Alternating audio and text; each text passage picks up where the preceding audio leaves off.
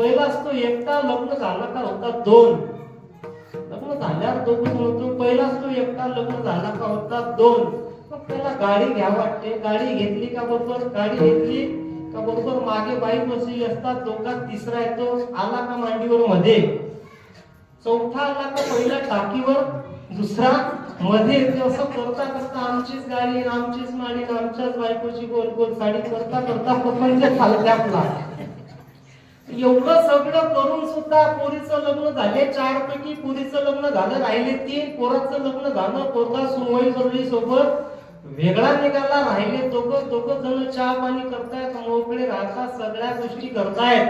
आणि सहज एखादा म्हातारा सहज म्हणतो म्हातारीला, सहज जर स्वयंपाक घरामध्ये पाय टाकून तिथे जेवायला बसतो. म्हातारी म्हणते एवढं काय प्रेम दाटलं तुमचं, एवढं काय प्रेम दाटलं का पोराचे लग्न झाले, सगळे झाले, माझ्याशिवाय तुम्हाला जाऊन घासलं तर खाता येत नाही.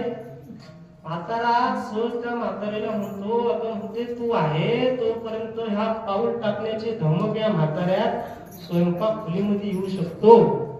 तू एकदा निघून गेली ना दादा, 8 वाजता चहा पाजी न्यायची कल्पना मला आहे.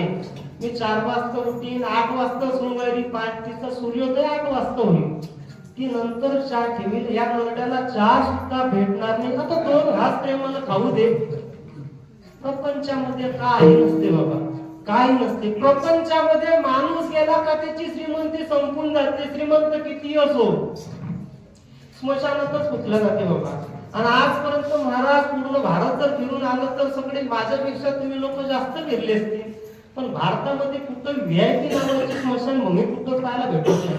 सगळे जनरल डोक्यासारखे असतात, सगळे जण जातात. राग सगळी सारख्यांचे होते. श्रीमंताचे गरीबाचे आजूबाजूला तरी त्यांचे चिता पेटत असली तर श्रीमंताची कोणती गरीबाची कोणती सांगता येत नाही.